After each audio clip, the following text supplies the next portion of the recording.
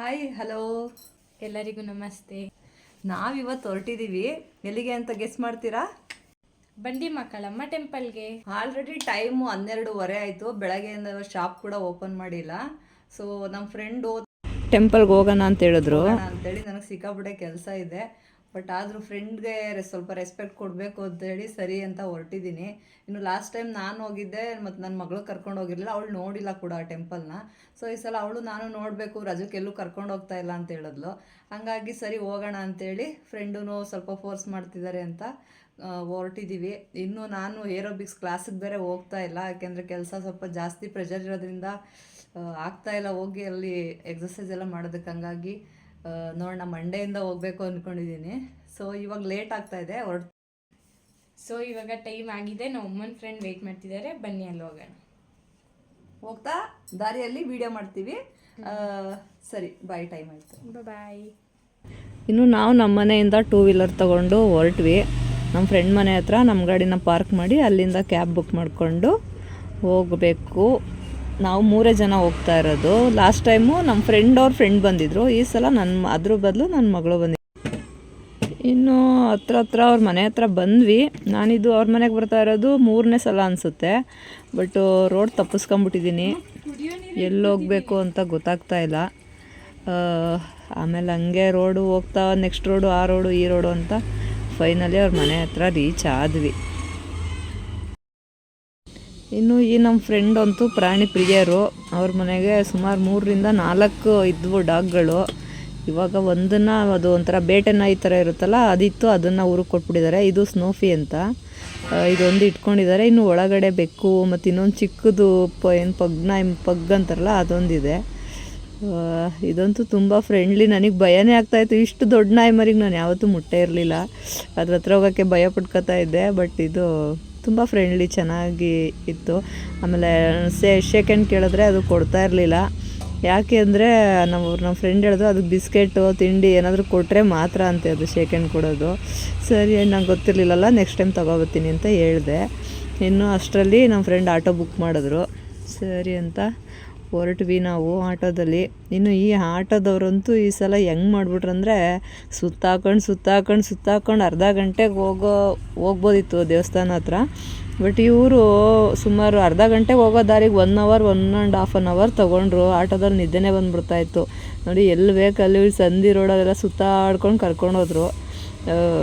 ನಮಗಂತೂ ಟೈಮ್ ಇರಲಿಲ್ಲ ಸುತ್ತಾಡೋಕ್ಕೆ, ಇಲ್ಲಾಂದ್ರೆ ಆರಾಮಾಗಿ ಕೂತ್ಕೊಂಡು ಬೆಂಗಳೂರೆಲ್ಲ ಸುತ್ಬೋದಿತ್ತು. ನಮಗೆ ಟೈಮ್ ಇಲ್ಲದೆ ಇರೋದ್ರಿಂದ ಬೇಗ ಹೋಗಿ ಬೇಗ ಬರಬೇಕು ಅಂದರೆ ಇವ್ರು ಈ ಥರ ಸುತ್ತಾಡ್ಸಿದ್ರು. ಅಂತೂ ಇಂತೂ ಫೈನಲಿ ಬಂಡೆ ಮಕ್ಕಳಮ್ಮ ದೇವಸ್ಥಾನ ಹತ್ರ ಕರ್ಕೊಂಡು ಬಂದರು. ಹಬ್ಬ ಸಾಕಾಯಿತು ಅಂತ ಇಳಿದ್ಬಿಟ್ಟು ಒಳಗಡೆ ದರ್ಶನ ಮಾಡ್ಕೊಂಡು ಬಂದ್ವಿ. ಇನ್ನು ಒಳಗಡೆ ದೇವ್ರದ್ದೆಲ್ಲ ಫೋಟೋ ವಿಡಿಯೋ ಮಾಡೋಂಗಿಲ್ಲ ಅಲ್ವಾ, ಹಂಗಾಗಿ ದರ್ಶನ ಮುಗಿಸ್ಕೊಂಡು ಬಂದು ಇಲ್ಲಿ ಮಾಮೂಲಿ ನಿಂಬೆಹಣ್ಣಲ್ಲಿ ದೃಷ್ಟಿ ತಕ್ಕೊಂಡು, ನಿಂಬೆಹಣ್ಣ ತ್ರಿಶೂಲಕ್ಕೆ ಚುಚ್ಚಿ ಆಗಿರೋ ದೃಷ್ಟಿ ಎಲ್ಲ ಹೋಗ್ಲಪ್ಪ ಅಂತ ದೇವ್ರ ಹತ್ರ ಕೇಳಿಕೊಂಡು ನನ್ನ ಮಗಳಿಗೂ ದೃಷ್ಟಿ ತೆಗ್ದು ಅದನ್ನು ಚುಚ್ಚಿದೆ. ಇನ್ನು ಇಲ್ಲಿ ಆಚೆ ಕಡೆ ದೇವಸ್ಥಾನದಿಂದ ಆಚೆ ಕಡೆ ಇಲ್ಲಿ ಕರ್ಪೂರ ಹಚ್ಚುತ್ತಾರೆ. ಸರಿ ಹಚ್ಚೋಣ ಅಂಥೇಳಿ ನಾನೆಲ್ಲ ಕರ್ಪೂರ ಕವರ್ ಬಿಚ್ಕೊಂಡು ಓಪನ್ ಮಾಡಿದೆ. ಇಡೋಣ ಅನ್ನೋ ಅಷ್ಟರಲ್ಲಿ ಅದು ಕೆಟ್ಟೋಯ್ತು. ಪಕ್ಕದಲ್ಲೇ ಮ್ಯಾಚ್ ಬಾಕ್ಸ್ ಇತ್ತು. ಸರಿ ಅಂತ ಅದನ್ನು ತಗೊಂಡು ನಾನೇ ಕರ್ಪೂರನ ಹಚ್ಚಿದೆ. ಅಷ್ಟರಲ್ಲಿ ನನ್ನ ಫ್ರೆಂಡ್ ಒಳಗಡೆ ದೀಪದ ಆರತಿ ಮಾಡ್ತಾಯಿದ್ರು ಅವರು. ನಾನು ಯಾವತ್ತೂ ಆರತಿ ಮಾಡಿಲ್ಲ, ಅವ್ರು ಹೋದಾಗೆಲ್ಲ ಮಾಡ್ತಾರೆ. ಸರಿ, ಆ ಟೈಮಲ್ಲಿ ನಾವು ಇಲ್ಲಿ ಕರ್ಪೂರ ಹಚ್ಬೋಣ ಅಂಥೇಳಿ ಬಂದು ಹಚ್ಚುತ್ತಾ ಇದ್ದೀನಿ. ಇನ್ನೂ ಅಲ್ಲಿ ಕಲ್ಲಿದೆಯಲ್ವಾ, ಅದ್ರದ್ದೊಂದು ವಿಶೇಷತೆ ಇದೆ. ಅದ್ರದ್ದೊಂದು ಸಪ್ರೇಟ್ ವೀಡಿಯೋನೇ ಮಾಡ್ತೀನಿ. ಇವಾಗೂ ಹೇಳ್ಬೇಕಂದ್ರೆ ಅಲ್ಲೇನಾದರೂ ನಾವು ಅಂದ್ಕೊಂಡು ಆ ಥರ ಹಿಡ್ಕೊಂಡ್ರೆ ಅದು ಏನೋ ಕೂಡುತ್ತಂತೆ, ಕೈ ಹೋಗ್ಬಿಟ್ಟು ಹಿಂಗೆ ಕೂಡುತ್ತೆ ಅಂತ ಏನೋ ಹೇಳ್ತಾರೆ. ಬಟ್ ನಮ್ಮ ಪಕ್ಕ ಒಬ್ಬರು ಇದ್ದರು, ಅವ್ರೇನು ಹೇಳಿದ್ರು, ಅವ್ರು ಯಾರೋ ಬೇರೆ ಭಕ್ತಾದಿಗಳು ಬಂದಿರೋರು, ಅದು ಹಂಗೆಲ್ಲ ಹಿಡ್ಕೊಳ್ಳೋದು, ಹಿಂಗೆ ಹಿಡ್ಕೊಳ್ಳಿ ಅಂತೇಳಿ ಹಿಂಗೆ ಹಿಡ್ಸಿದ್ರು. ಬಟ್ ಹಿಂಗೆಲ್ಲ ಹಿಡ್ಕೊಳ್ಳೋದು, ನಾನು ಮುಂಚೆ ಹಿಡ್ಕೊಂಡಿದ್ನಲ್ಲ ಹಾಗೆ ಹಿಡ್ಕೋಬೇಕಂತೆ. ಅದೇನಾದರೂ ಆಗುತ್ತೆ ಅನ್ನಂಗಿದ್ರೆ ನಮ್ಮ ಕೈ ಕೂಡ್ಕೊಳ್ಳುತ್ತೆ ಅಂತ ಹೇಳ್ತಾರೆ. ಹಂಗಂತ ನಮ್ಮ ಫ್ರೆಂಡ್ ಹೇಳಿದ್ದು, ನನಗೂ ಗೊತ್ತಿಲ್ಲ. ಬಟ್ ನಾನು ಈ ಥರ ಹಿಡ್ಕೊಂಡೆ. ಇದು ನಿಜವಾಗ್ಲೂ ನನಗೆ ಅನುಭವ ಆಯಿತು. ಹೆಂಗಾಯ್ತು ಅಂದರೆ, ಅದು ನಮ್ಮ ಮೈಂಡಲ್ಲೇ ಏನಾಗುತ್ತೆ ಅಂದರೆ, ಆ ಕಲ್ಲು ನಮಗೆ ಲೆಫ್ಟ್ಗೆ ಇಲ್ಲ ರೈಟ್ಗೆ ಟರ್ನ್ ಆದಂಗೆ ನಮಗೆ ಫೀಲ್ ಆಗುತ್ತೆ. ತುಂಬ ವೈಬ್ರೇಷನ್ನೇ ಆಗೋಯ್ತು. ನನಗಂತೂ ಭಯನೇ ಆಯಿತು. ಬಟ್ ಅದು ನಿಜವಾಗ್ಲೂ ಅದು ನಿಜ ಅದು, ಯಾಕೆಂದರೆ ನಾನೇ ಎಕ್ಸ್ಪೀರಿಯೆನ್ಸ್ ಮಾಡಿರೋದ್ರಿಂದ ಇದಂತೂ 100% ಎಕ್ಸ್ಪೀರಿಯೆನ್ಸ್ ನಾನು ಮಾಡಿದ್ದೀನಿ. ನಿಜ ಅಂತ ನನಗೆ ಗೊತ್ತಾಯಿತು. ನಾನು ಲಾಸ್ಟ್ ಟೈಮ್ ಹೋದಾಗ ಈ ಥರ ಮಾಡಲಿಲ್ಲ ಅಂದ್ಕೊಂಡು ಬಂದಿದ್ದೆ, ಬಟ್ ಅದು ನಾನು ಈ ಸಲನೇ ಮಾಡಿದ್ದು. ನಿಜವಾಗೂ ಅದೊಂಥರ ವೈಬ್ರೇಟ್ ಆಗುತ್ತೆ. ಅದು ಇಲ್ಲ ಲೆಫ್ಟಿಗೆಲ್ಲ ರೈಟಿಗೆ ಅದೇ ತಿರುಗ್ದಂಗೆ ನಮ್ಮ ಕೈಯಲ್ಲಿ ವೈಬ್ರೇಟ್ ಆಗುತ್ತೆ. ಅಬ್ಬಾ ನನಗಂತೂ ಒಂದು ನಿಮಿಷ ಭಯನೇ ಆಗೋಗ್ಬಿಡ್ತು. ಇನ್ನು ನಮ್ಮ ಫ್ರೆಂಡು ಒಳಗಡೆ ಅವ್ರದ್ದು ಏನದು ಆರತಿ ಎಲ್ಲ ಮಾಡಿ ಬಂದು ಫೈನಲಿ ಅವರು ಕರ್ಪೂರ ಹಚ್ಚುತ್ತಾ ಇದ್ದಾರೆ.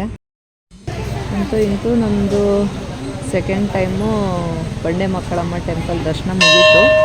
ಇನ್ನು 3ನೇ ಸಲ ಯಾವಾಗ ಬರ್ತೀವಿ ಅಂತ ಗೊತ್ತಿಲ್ಲ. ಇನ್ನು ಇಷ್ಟು ದೂರ ಬಂದು ಫೋಟೋಸು ವೀಡಿಯೋಸು ತೆಗ್ದಿಲ್ಲ ಅಂದರೆ ಹೆಂಗೆ ಅಂತೇಳಿ ಆ ದೇವಸ್ಥಾನದಿಂದನೇ ಈ ಥರ ಪಾರ್ಕ್ ಥರ ಇದೆ. ಸರಿ ಅಲ್ಲೋಗಿ ಒಂದು ವೀಡಿಯೋ ಮಾಡಿಕೊಂಡು ಫೋಟೋಸ್ ಎಲ್ಲ ತಗೊಂಡು ಬಂದ್ವಿ. ಇನ್ನು ನಮ್ಮ ಫ್ರೆಂಡ್ ಈ ದೇವಸ್ಥಾನಕ್ಕೆ ಬಂದಾಗೆಲ್ಲ ಇಲ್ಲಿ ನೀರು ಹಾಕ್ತಾರೆ ಅಂತೇಳಿ ಕರ್ಕೊಂಡು ಬರ್ತಾರೆ. ಬಟ್ ಇವತ್ತು ಹಾಕಲಿಲ್ಲ. ಕೊನೆಗೆ ಅಲ್ಲಿ ಪೂಜಾರು ಕೇಳಿದ್ವಿ ಯಾವತ್ತು ಹಾಕ್ತಾರೆ ಅಂದಿದ್ದಕ್ಕೆ ಮಂಗಳವಾರ, ಶುಕ್ರವಾರ, ಭಾನುವಾರ ಹಾಕ್ತಾರೆ ಅಂತ ಹೇಳಿದ್ರು. ಸರಿ ಇವಾಗ ಗೊತ್ತಾಯ್ತಲ್ಲ ಅಂತ ಅಂದ್ಕೊಂಡು ಬಂದ್ವಿ. ನೆಕ್ಸ್ಟ್ ಟೈಮ್ ಬಂದರೆ ಮಂಗಳವಾರ, ಶುಕ್ರವಾರ, ಭಾನುವಾರ ಅದು 10 ಗಂಟೆ ಒಳಗಡೆ ಬಂದರೆ ನೀರು ಹಾಕ್ತಾರಂತೆ.